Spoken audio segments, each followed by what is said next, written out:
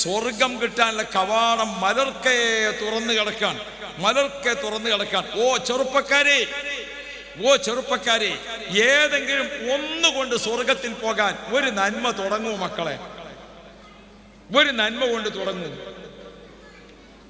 പരിശുദ്ധ ഖുർആനിൽ 114 സൂറത്തുണ്ട്, 1666 ആയത്തുണ്ടെന്നാണ് നമ്മൾ പഠിച്ചത്.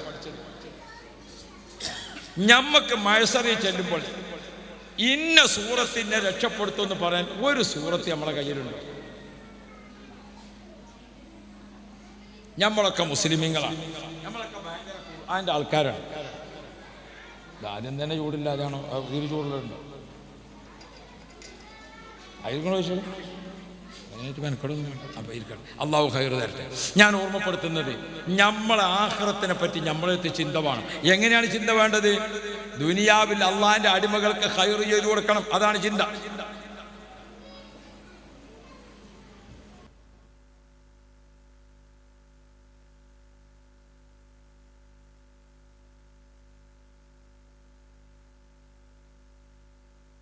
നിങ്ങൾക്കൊക്കെ പോകുമ്പോൾ ബുക്ക് തരും. ആദ്യം പോണവര് പോയാൽ അവർക്ക് ബുക്ക് കിട്ടൂല. അത് ഓരോന്നും അത് പൂർത്തിയാകുമ്പോഴാണ് കിട്ടല്, അല്ലേ? അത്തയ്യാത്തിൽ ഒതു മുറിഞ്ഞ് നീച്ചു പോയാൽ വീണ്ടും ഒതെടുത്ത് കരിച്ചിട്ടുണ്ടെന്നല്ലാതെ ഓൻ പോയി ഓന് നിസ്കാരം കിട്ടും. മൂപ്പര് പറഞ്ഞത് കുറച്ച് ആൾക്കാർ പോകുന്നു, പോയവർക്ക് പോയി എന്നല്ല.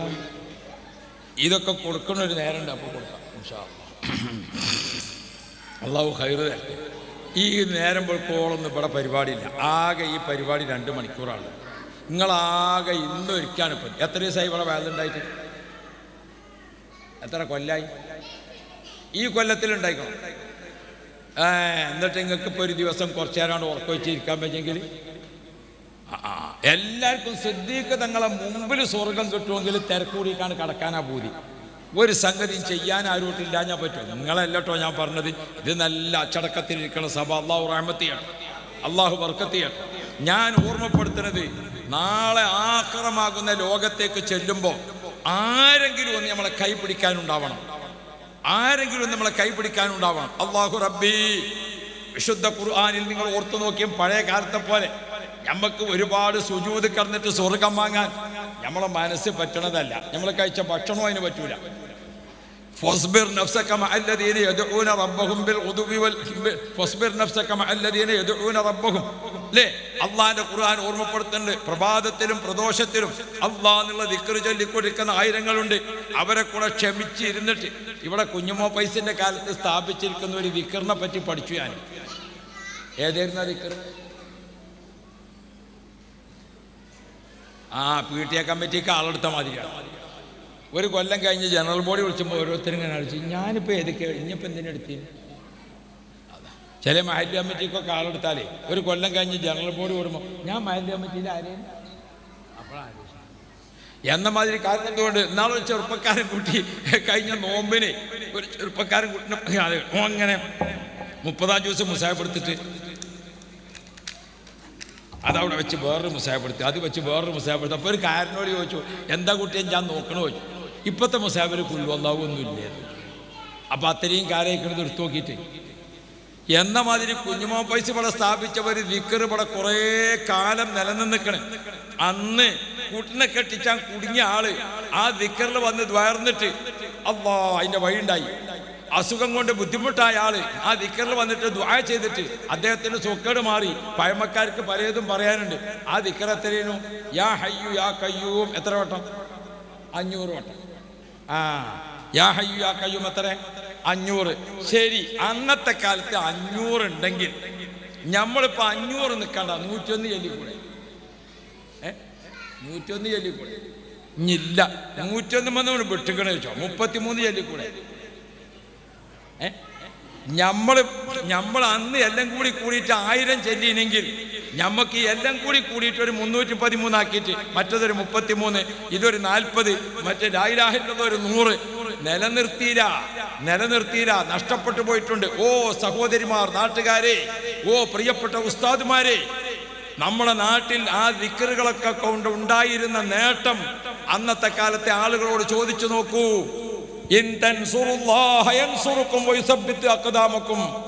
നിങ്ങൾ അള്ളാന്റെ കൂടെ നിൽക്കാണോ? അള്ള നമ്മളൊപ്പം നിൽക്കും. പാകിസ്ഥാനിക്ക് പോകേണ്ടി വരുന്നത് പേടിച്ചിങ്ങാണ്ട് എന്നാ പിന്നെ അത് പോകാല്ലേ. ഓൻ്റെ വിചാരം വിമാനം വരും കൊണ്ടുപോകാന്നാ.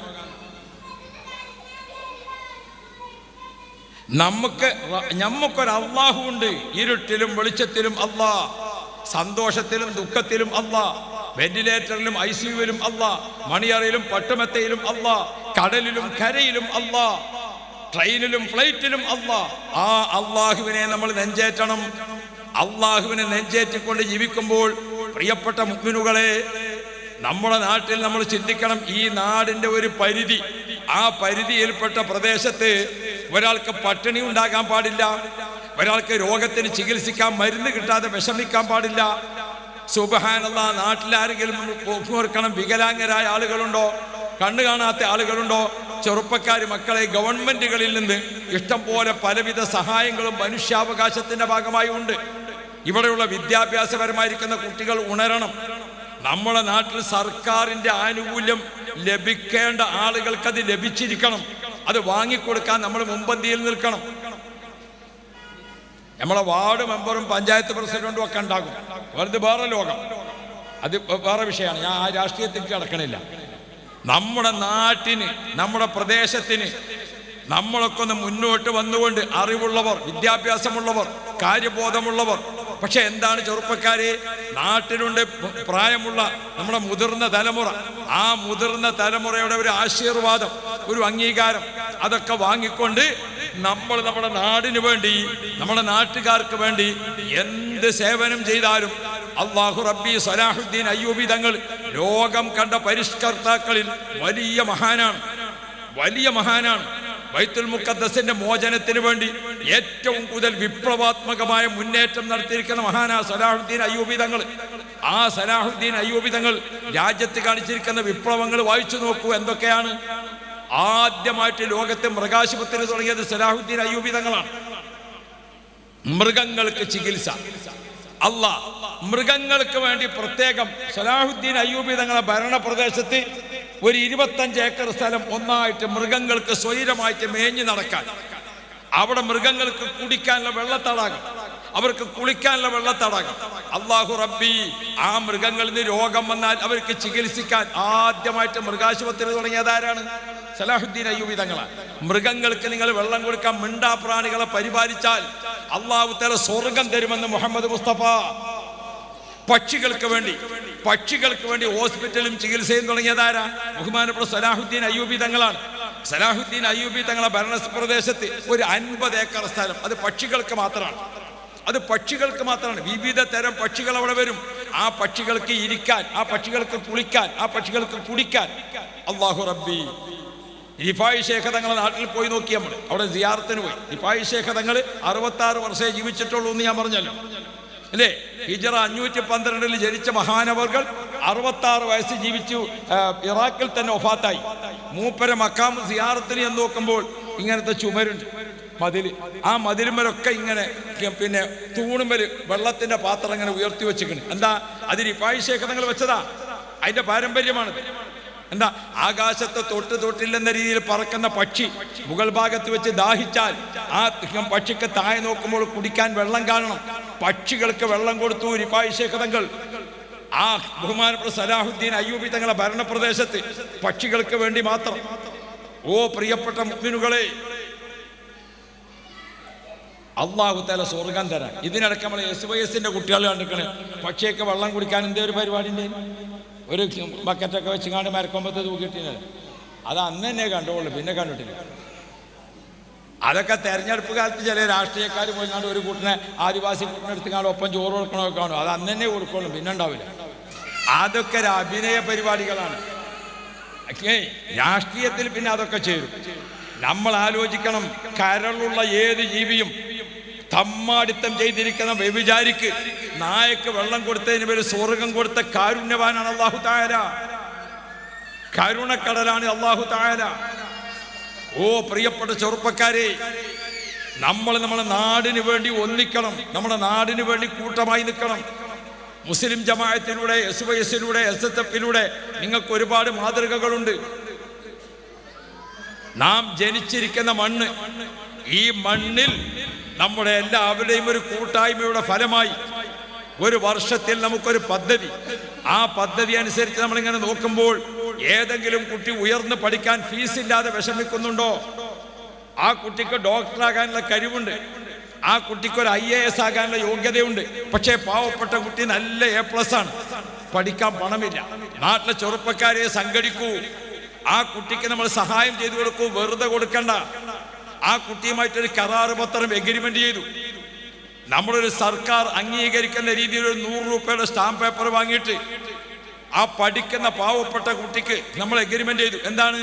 അവനൊരു IAS പാസ്സായി ജോലിയിൽ കയറിയ ശേഷം നമ്മൾ അവന് വേണ്ടി 5 ലക്ഷം മുടക്കിയാൽ അവന്റെ ശമ്പളം കിട്ടാൻ തുടങ്ങുമ്പോൾ ആ 5 ലക്ഷത്തിൽ നിന്ന് മാസത്തിൽ 10,000 രൂപ വെച്ചുകൊണ്ട് അത് തിരിച്ചു തരും. നിങ്ങൾ വ്യവസ്ഥ വെച്ചോളൂ. എന്നാലും നമ്മുടെ മുസ്ലിമീങ്ങളെ കൂട്ടത്തിൽ ഒരു IAS കാരനുണ്ടാവട്ടെ, നമ്മുടെ മുസ്ലിമീങ്ങളെ കൂട്ടത്തിൽ IAS കാരനുണ്ട്. മുസ്ലിങ്ങളെ കൂട്ടത്തിൽ നമ്മുടെ ഈ പ്രദേശത്ത് നിന്ന് മലപ്പുറം ജില്ലക്ക് ഒരു കലക്ടർ ഉണ്ടാവട്ടെ. ലോകത്തെ 200 ചില്ലാനും രാജ്യങ്ങളുമായി ഇന്ത്യ രാജ്യത്ത് ആഭ്യന്തര ബന്ധങ്ങളുണ്ട്. ആ ബന്ധം വെച്ചുകൊണ്ട് ഇന്ത്യ രാജ്യത്തിന് 200 രാജ്യങ്ങളിൽ അംബാസഡർമാരുണ്ട്, അല്ലെങ്കിൽ ഹൈക്കമ്മീഷണർമാരുണ്ട്. ഹൈക്കമ്മീഷണറും അംബാസഡറും ഉണ്ട്. 200 രാജ്യങ്ങളിൽ ഉണ്ടായിട്ട് ഒരൊറ്റൊന്നും മുസ്ലിമില്ല. എന്തേ IFSC പാസ്സാകുന്ന അത്രത്തേക്ക് ഉയർന്ന് പഠിക്കാൻ നമ്മുടെ കുടുംബത്തിൽ ആളുകൾ തയ്യാറാകുന്നില്ല. IAS-ഉം IPS-ഉം IFS-ഉം ഒക്കെയാണ് ഏറ്റവും വലിയ ഡിഗ്രി. നമ്മുടെ നാട്ടിൽ +2 കിട്ടിയിരിക്കുന്ന, എല്ലാറ്റിലും A+ കിട്ടിയിരിക്കുന്ന പാവപ്പെട്ട കുട്ടികളുണ്ട്. പക്ഷേ അവരെവിടെ വെച്ച് വഴിമുടങ്ങി? നാട്ടിലെ ചെറുപ്പക്കാരെ, 10 വർഷത്തിനുള്ളിൽ നമ്മുടെ നാട്ടിൽ ഇന്നതൊക്കെ ഉണ്ടാകണം എന്ന് നമ്മൾ ചിന്തിക്കണം. ഈ ഇതുണ്ടല്ലോ, പണ്ടുണ്ടായിരുന്നു ക്യാരം ബോർഡ് കളിക്കാൻ, അല്ലേ? നിങ്ങൾ കളിച്ചില്ലേ? നന്നായി. അതൊക്കെ ഒന്ന് കളിച്ചാണ്ട് ചെറുപ്പത്തിൽ കളിച്ചാതെ പിന്നെ മുഷാഫറിൽ പോയിട്ടാ കളിച്ചാൽ നിൽക്കുന്നത്. അപ്പോൾ നമ്മൾ ആ ക്യാരം ബോർഡ് ഇങ്ങനെ ബേസും കോൺസും ഇട്ടിട്ട് അങ്ങോട്ടും ഇങ്ങോട്ടും അടിച്ചിട്ട് നേരം കളയും. ഇപ്പം നമ്മളെ കുട്ടികളൊക്കെ ഏതിലാണ്? ഇപ്പൊക്കെ മൊബൈലിലാണ്. മൊബൈൽ ഒരു മുന്തിയ സാധനമാണ്. മൊബൈൽ, നമ്മുടെ കയ്യിൽ ഒരു മൊബൈൽ ഉണ്ടായാൽ അൽഹംദുലില്ലാഹ് നമുക്ക് ഒപ്പം ഒരു കൂട്ടുകാരനുള്ള മാതിരിയാണ്, അല്ലേ? അത്ര ഒരു നല്ല സാധനമാണ്. പക്ഷേ ദുരുപയോഗം, ആത്മഹത്യ പെരുകുന്നു. എന്തുകൊണ്ട്? ഈ മൊബൈൽ പോലത്തെ ആധുനിക ഉപകരണങ്ങളിലെ അമിത ഉപയോഗമുള്ള ആളുകൾക്ക് ആത്മഹത്യാ മരണത്തിലേക്കുള്ള വാസന വർദ്ധിക്കുകയാണ്. അരീക്കോട്ടുകാരൻ ചെറുപ്പക്കാരനായ കുട്ടിയല്ലേ കഴിഞ്ഞ ആഴ്ച മരണപ്പെട്ടത്? എന്തേനു അതിന്റെ പേര്? അബു അരീക്കോട്. എത്ര ചെറുപ്പക്കാരനാണ്, എത്ര നല്ല ഗ്ലോബറാണ്. എന്തേവോ ആത്മഹത്യ ചെയ്താൻ കാരണം അല്ലാഹു. ഗവേഷക പണ്ഡിതന്മാര് പറയുന്നു, ഈ മൊബൈൽ എന്ന സാധനം ഇത് ഒരു വല്ലാത്ത മുതലാണ്. ഇപ്പൊ നമ്മുടെ ചെറുപ്പക്കാർ ബൈക്കുമ്മ പോകാണ്, അത് കണ്ട് പെണ്ണുങ്ങളും ഓരോ സ്കൂട്ടിമ്മ പോവുക. എങ്ങനെ? ബൈക്കുമ്മ പോകുമ്പം വെക്കണ തൊപ്പിണ്ടല്ലോ, എന്തായാലും പറയാം, ഓൻ്റെ തൊപ്പിയാന്നാ ഓൻ വിചാരിച്ചത്. Helmet best. എൻ്റെ നാട്ടിലാണെങ്കിൽ ഞാൻ ഉയർത്തി പഠിപ്പിച്ചിനി. അപ്പോൾ നല്ല കുട്ടികൾ പ്രതികരിക്കും. ഇപ്പോഴത്തെ കുട്ടികൾ മക്കളൊക്കെ എന്താകും? അപ്പാത്തിന് കുട്ടികൾ പടച്ചോൻ എൻ്റെ കുട്ടിക്ക് ചെയ്ത്താൻ്റെ ഉപദ്രവമാണ് അറിയാൻ നിൽക്കണ്ട, പ്രതികരിക്കണ കാലാണ് ഇപ്പോഴത്തെ കുട്ടികൾ. എൻ്റെ ഒരു മോളും കുട്ടിയുണ്ട് ദുബായിൽ. ഞാൻ നാളെ ഓനോട് ചോദിച്ചു, മോനെ ഫുഡ് കഴിച്ചു ചോദിച്ചു. ഓൻ ചെവിയിൽ വന്ന് കണ്ടു, ഇപ്പം ഫുഡ് എന്ന് പറഞ്ഞാൽ മതി, ഫുഡ് എന്ന് പറയണ്ട. അതാണ് കുട്ടികൾ. ഇപ്പോഴത്തെ കുട്ടികളൊക്കെ പ്രതികരിക്കും. അതിന് നമ്മൾ വിചാരിച്ചിട്ട് കാര്യമില്ല. മക്കളൊക്കെ അള്ളാഹു നന്നാക്കി തരട്ടെ. നമ്മളെ മൊബൈൽ ഫോണിൻ്റെ ദുരുപയോഗം ആണായാലും പെണ്ണായാലും ഇപ്പം ഇവിടെ തിരികെ വെച്ചേക്കാണ്. ഈ ഹെൽമെറ്റിൻ്റെ ഇവിടെ എൻ്റെ മോനെ നിന്റെ തലക്ക് എന്നാണ് ക്യാൻസർ വരുന്നത് എന്ന് പടച്ചോൻ കാക്കട്ടെ. എത്രയാണ് ഇതിൻ്റെ റേഡിയേഷൻ എന്നറിയങ്ങൾ?